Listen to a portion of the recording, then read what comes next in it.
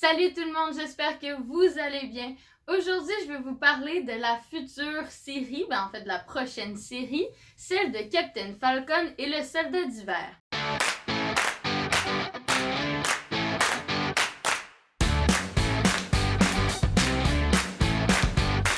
C'est une série qui est attendue le 19 mars 2021, donc vraiment prochainement. Et en fait, c'est complètement différent de ce que nous avons depuis quelques semaines avec WandaVision. Dans cette vidéo, je vais vous analyser le trailer et vous donner les principales informations que vous avez besoin pour pouvoir comprendre et regarder Captain Falcon et le soldat d'hiver. Cette série sera composée de 6 épisodes d'environ 40 à 1 heure de long. Et d'après les acteurs et les réalisateurs, la série serait comme des mini-films.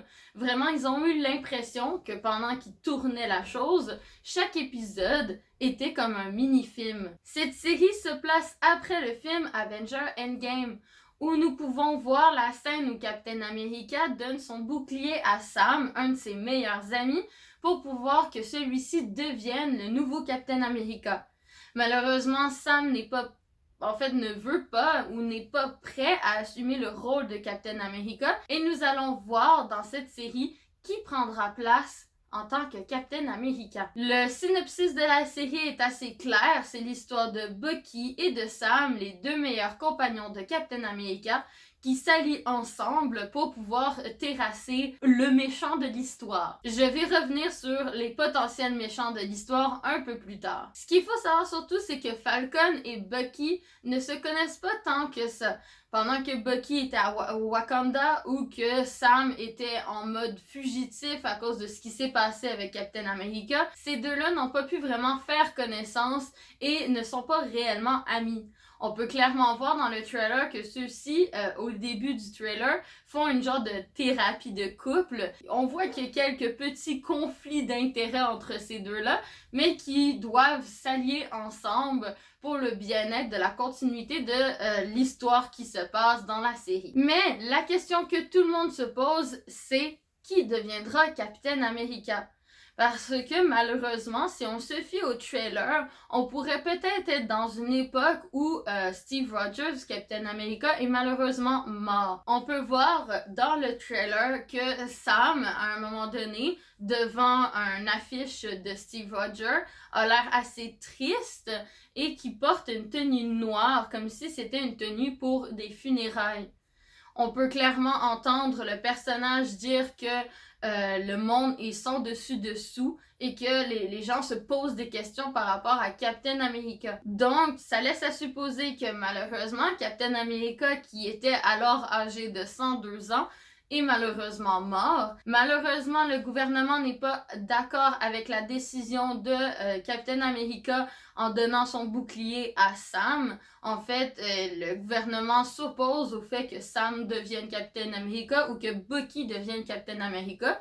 Donc, on pourrait voir, et en fait, on a la certification d'un nouveau personnage qui va rentrer en jeu. En effet, le US Agent est un personnage des comics, en fait, choisi par le gouvernement pour remplacer Captain America. C'est un genre de deuxième Captain America qui en fait jouerait bien son rôle d'après le gouvernement parce qu'il serait un peu une marionnette du gouvernement. On a la certification que ce personnage est présent dans la série, autant par le trailer que par les réalisateurs.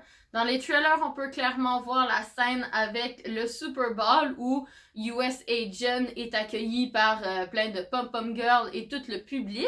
Et on peut aussi, en fait, grâce aux réalisateurs et la production, que Yatt Russell va jouer le rôle de ce personnage. Ce personnage, on ne sait pas si Marvel va décider de le faire en tant que méchant ou en tant que gentil ou uniquement comme personnage secondaire.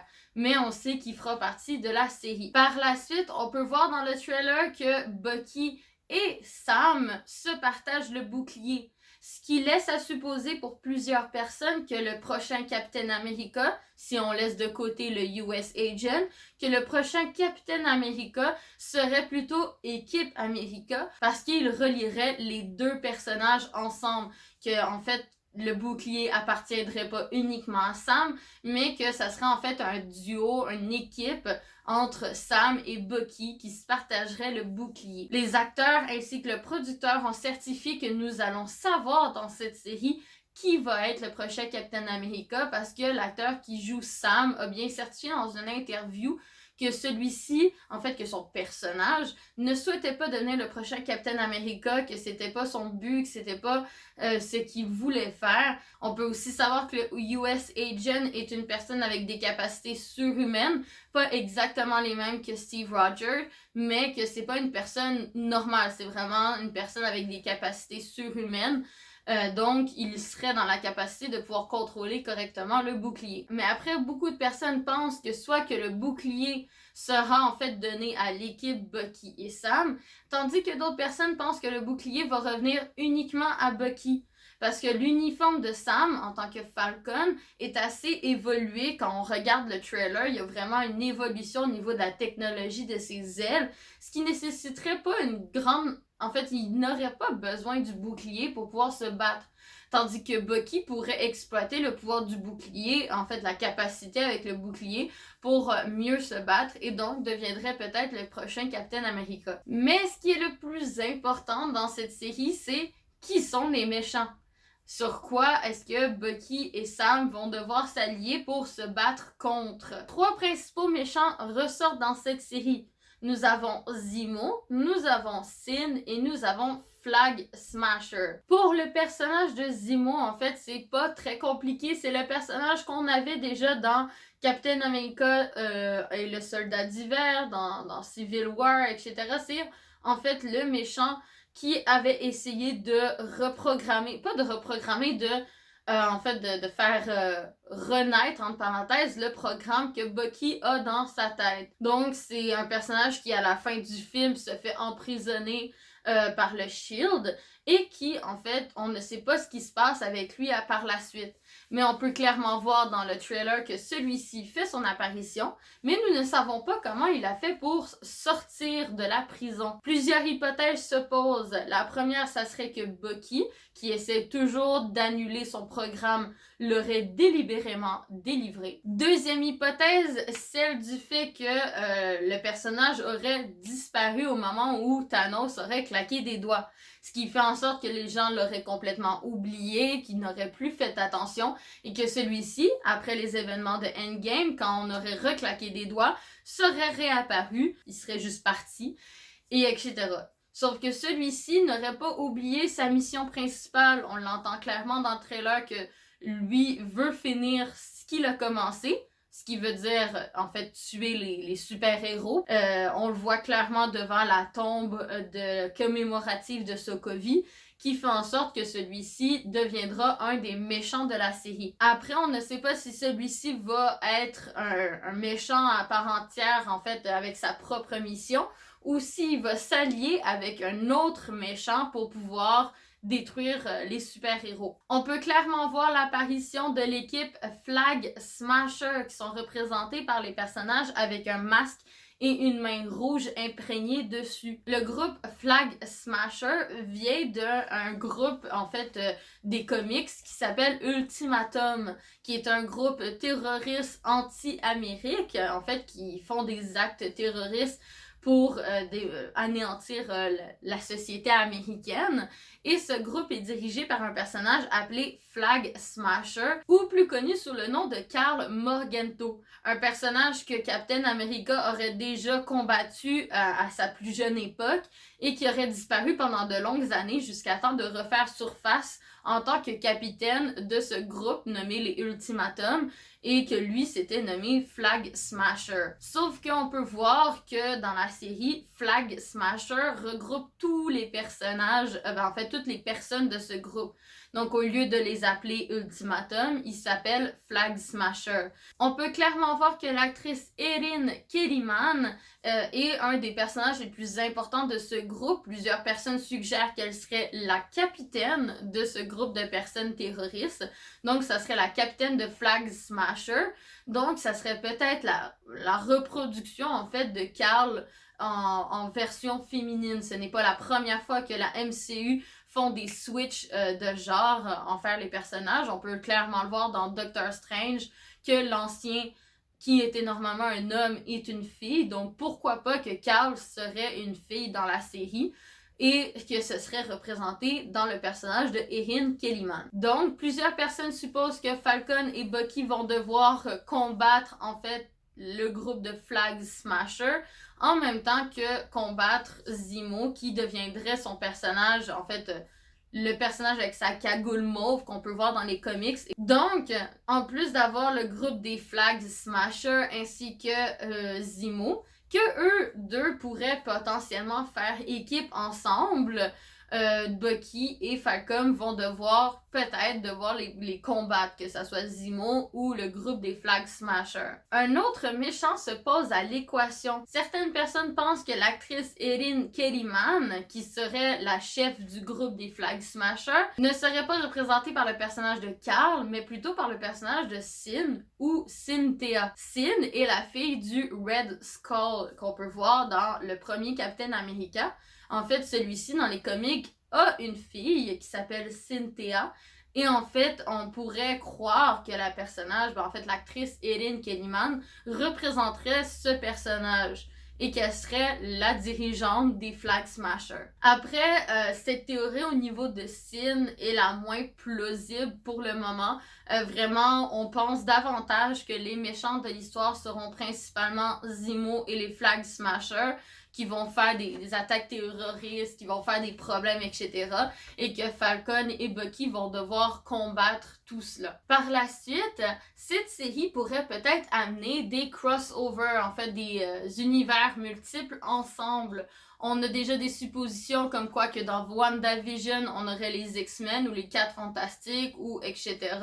Mais avec la série de Captain Falcon, des personnages aussi pourrait venir faire son apparition. Nous avons notamment le personnage de Deadpool, ou celui du Punisher, ou celui de Moon Knife. Nous savons très bien que Moon Knife va faire son apparition, en fait qu'il y a un film qui va arriver bientôt par rapport à ce personnage, mais nous avons aussi le film de Deadpool qui a déjà fait son apparition, et celui de Punisher, en fait la série de Punisher, qui a fait son apparition. En fait, pourquoi je dis cela, c'est que Flag Smasher, le personnage de Carl, en fait, dans les comics, se combat notamment contre Falcon et Bucky, mais se combat aussi contre Deadpool, Moon Knife et Punisher.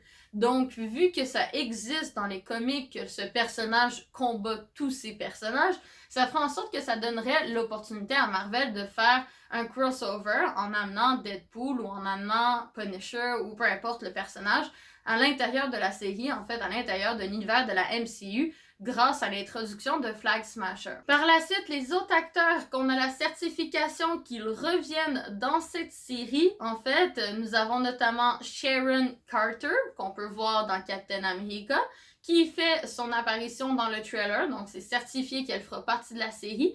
Après, est-ce qu'elle va faire partie? Normalement, elle est gentille, mais est-ce qu'elle va être encore gentille dans la série?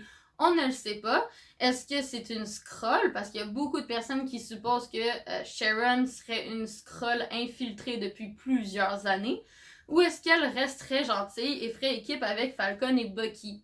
Par la suite, nous avons aussi War Machine qui va faire son apparition, mais ça, c'est uniquement en tant que léger passage. Je ne pense pas qu'il fera partie de la série intégralement en tant que personnage important, mais plutôt en tant que caméo. Et par la suite, nous avons aussi le personnage de Patriot qui devrait faire son apparition aussi. Ce qui est très important à noter, c'est que The Patriot est un personnage, en fait, que dans les comics, c'est le capitaine, c'est le chef de l'équipe des Young Avengers. J'avais déjà parlé un peu de c'était qui les Young Avengers dans d'autres vidéos, mais le fait que The Patriot fait son apparition dans la série Falcon, ça fait en sorte que ça pourrait notamment introduire les Young Avengers petit à petit dans les prochaines phases de la MCU. Par la suite, petite note, pourquoi est-ce qu'au début je parlais du fait que Steve Rogers serait probablement mort dans la série? Déjà de 1 parce qu'il se fait vieux, déjà de 2 parce que beaucoup d'indices laissent à supposer dans le trailer, mais aussi parce que le personnage, pas le personnage mais l'acteur, est supposé faire des nouveaux personnages dans la série MCU.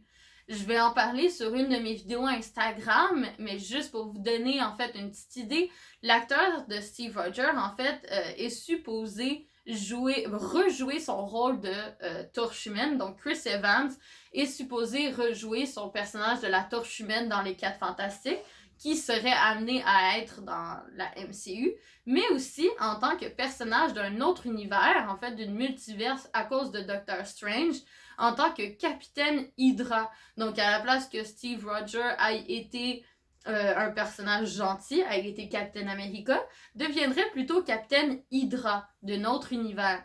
Donc l'acteur serait amené à jouer un de ces 2 rôles-là, ou les 2 rôles, ce qui fait en sorte qu'il ne pourrait plus être associé en tant que Captain America. À la base, j'étais pas vraiment genre hyper hypée à écouter la série, parce que je veux dire, Captain Falcon et Bucky ne sont pas les personnages que j'aime le plus, en fait, qui m'attraient le plus dans l'univers de la MCU. Ça n'a jamais été des personnages qui me touchaient personnellement énormément, ce qui faisait en sorte qu'au début, j'avais plus l'impression que la série, ça allait être un genre de Fast and Furious avec des explosions, puis des boum boum boum, puis j'allais être en mode ouais, ben c'est cool, mais ça m'intéresse pas. Mais après avoir fait des recherches par rapport à tout ce qui va être amené avec les Flag Smashers, avec Zemo, avec toute la théorie de genre la legacy de Captain America, qu'est-ce que ça fait après la mort de Captain America, toutes les conséquences du fait que Captain America a disparu, moi ça me rend plus curieuse, parce que ce côté-là de la recherche de Captain America, ça, je trouve ça beaucoup plus intéressant et j'ai hâte de regarder la série à cause de ça. Si vous avez d'autres choses à dire par rapport à la série, parce que j'ai pas tout dit, ben dites-le en commentaire, ça va faire plaisir aux autres personnes de lire ce que vous avez à dire, ainsi que moi-même. Je vous laisse là-dessus. J'espère que la vidéo vous a plu. Si oui, mettez un pouce en l'air et on se retrouve la prochaine fois. Gros bisous du Québec!